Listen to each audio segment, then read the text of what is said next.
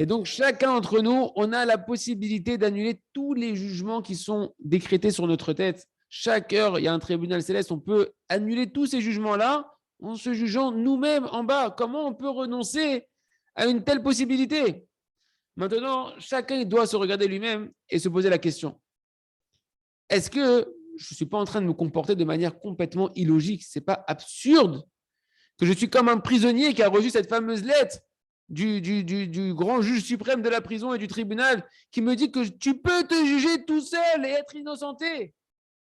Et toi, tu fais comme si tu n'es pas conscient et tu prends la possibilité, l'autre possibilité de laisser le tribunal céleste, le tribunal terrestre te juger avec toute la rigueur. C'est complètement fou. C'est-à-dire qu'en réalité, on n'est pas conscient qu'on se comporte comme des gens complètement illogiques. C'est illogique. C'est pourquoi, les amis, chacun, il doit sortir de cette ignorance, de cette idiotie, entre guillemets, et prendre sur soi que quoi qu'il arrive, tous les jours, je ferai mon heure d'isbo des doutes avec mon examen de conscience où moi, je vais me juger.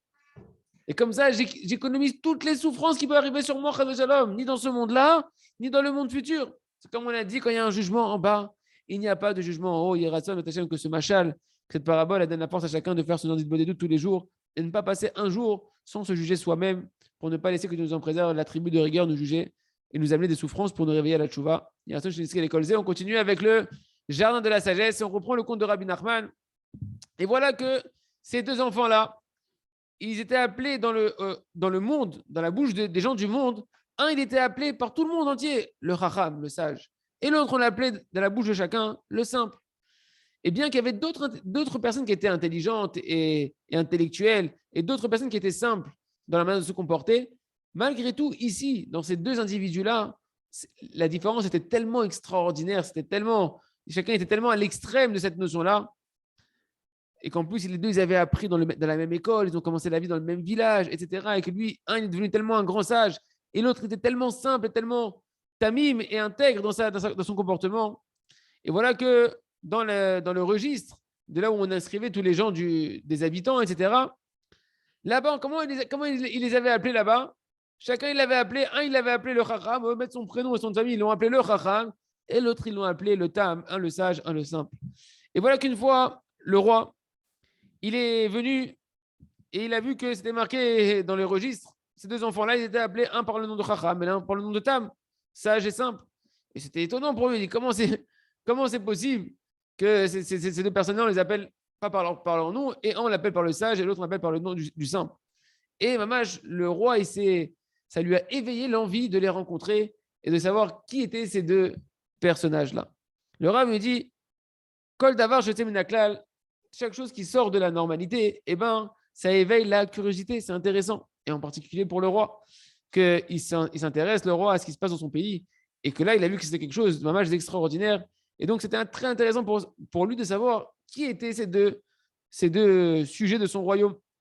Et voilà que le roi, Chachav Ameler, le roi, il a pensé, et il s'est dit, si jamais je demande à ce qu'on me les amène directement chez moi, ils risquent d'avoir peur. Je vais les rencontrer. Mais si je leur dis tout de suite de venir chez moi, ils risquent d'être terrifiés. C'est le roi. Et le Chacham, c'est sûr que, Mamash, Istatmout, un notable gamré, il va pas comprendre, ça va le perturber, il ne viendra pas me voir. Et le Tam, le simple, lui aussi, il risque de devenir fou, tellement il risque d'avoir peur de venir me voir si je l'appelle directement me voir. Il dit le Rav, qu'est-ce qu'il veut dire Rabbi Nachman ici? Le roi, il a compris, Mamash, il est rentré dans les sentiers du cœur de chacun. Et il sait que lorsqu'un homme il va recevoir une invitation du roi, c'est terrifiant quand même. Le roi, tu ne le connais pas, ce n'est pas ton ami. Et tu ne sais pas pourquoi il te convoque, le roi. Et même si on lui dit, on va lui donner toutes sortes de raisons, qu'il ne veut pas te faire du mal, etc., il va quand même rentrer dans leur cœur une peur et une crainte. Quoi, le roi, tout de suite, il m'appelle, qu'est-ce que j'ai fait? Qu'est-ce qui se cache derrière tout ça? C'est pas normal, etc. Et donc, le roi, on verra qu'il va utiliser un autre stratagème pour pouvoir les amener jusqu'à lui. Et on verra ici comment va se dérouler après l'ascension, l'élévation du Tam et la dégringolade qui va suivre celui qui a suivi le chemin de la sagesse, de l'orgueil et de l'hérésie. Ça sera la suite, Batachem, dans les prochains shiurim, que Dieu nous donne le srout. On continue avec le Sefer Or Chadash Al Zeyan Ta'ir. Quelle est, les amis, l'essence et l'intériorité de la prière? De là, on apprend qu'en fait, les amis, toute l'âme de la prière, c'est la volonté. Hein, on se resitue, on est dans les 3 prières quotidiennes qu'on dit dans le Sidour et qu'on a dit hier combien il faut faire attention de ne pas lire simplement la prière, mais de mettre son cœur et sa volonté dans les mots de la prière. Et que la prière, en réalité, ce n'est que l'expression de la volonté qui va s'exprimer dans la parole. À travers ta parole et ta prière, tu vas dire tes volontés qui sont cachées dans ton cœur. C'est pourquoi l'essentiel du travail de la prière, concrètement, c'est de désirer ce que tu es en train de dire. Ça paraît évident, mais la majorité des gens, ils ne sont pas conscients de ça. Ou en tout cas, le Yetzer Hara, il nous fait oublier ça. Toutes les prières, toutes les ambitions et les bonnes volontés qu'un juif il a, et de tout le Ham Israël, eh ben, en réalité, les gens de la grande assemblée, à Sheikh Knesset Agdola, ils ont de manière extraordinaire, dans une sagesse prophétique, d'accord, dans un Ruach HaKodesh, ils ont tout organisé ce que chacun il a besoin et qui peut désirer de bien. Et ils ont mis un cadre à ça et ils ont fixé des moments pour pouvoir désirer toutes ces choses-là. C'est quoi? Ce sont en réalité les prières quotidiennes, 3 fois par jour. Et ben, Chachamim, ils ont caché dans les mots de la prière tous les désirs qu'un homme il a besoin dans sa vie, avec des moments où tu as une opportunité de pouvoir demander ce que tu as besoin à Kadosh Baruch Hu. Et pareil, le livre de Tehillim et toutes les prières qui ont été écrites, hein, elles sont toutes l'expression en fait des bonnes volontés de ceux qui l'ont écrite pour nous donner la possibilité à nous de désirer des bonnes choses et de créer des réceptacles pour recevoir ces bonnes choses. Et donc nous, on doit maintenant faire le travail de bien mettre notre tête, Ken, et que l'essentiel de notre travail dans la tefila, c'est quoi? De désirer ce qu'on dit. C'est ça que tu dois mettre dans ta tête quand tu mets ton cœur dans la prière, c'est mettre ta volonté dans les mots que tu es en train de dire.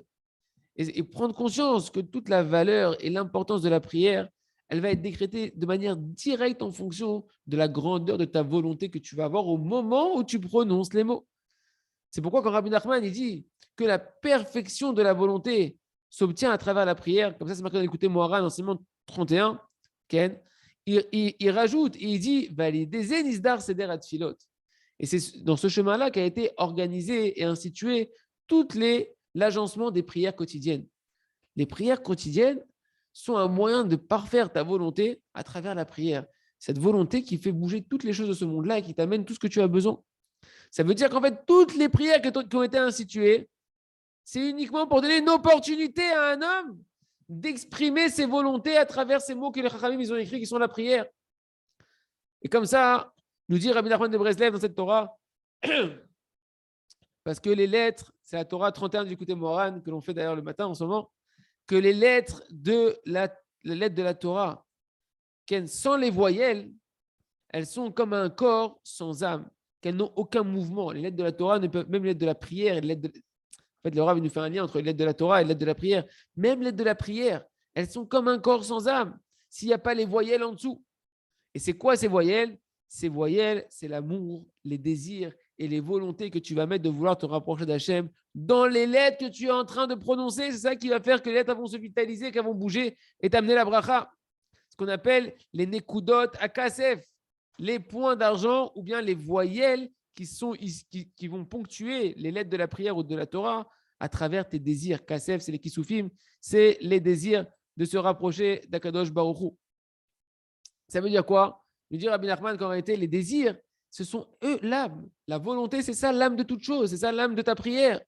Comme c'est marqué dans Tehillim 84, Nirsefa vegam kaltanavshi. Mon âme, elle a désiré et elle s'est languie. C'est-à-dire quoi? Que les désirs et les volontés et les languissements, ça va être ça, les voyelles de toutes les lettres que tu es en train de prononcer. Que la volonté, c'est ça la vitalité et l'âme des mots de la prière. Et que sans volonté et sans désir, alors toutes les lettres de la prière, elles n'ont aucun mouvement et elles n'ont aucune possibilité d'amener des changements concrets dans le monde de l'action hiérarchique, que chacun apprenne à mettre son cœur et sa volonté dans les lettres qu'il prononce dans la Torah et surtout dans la tefila, ici dans la prière quotidienne. Et comme ça, faire en sorte que les lettres deviennent un réceptacle pour pouvoir recevoir toutes les abondances qu'Hachem fait couler sur nous. Chazak ve nitrazek.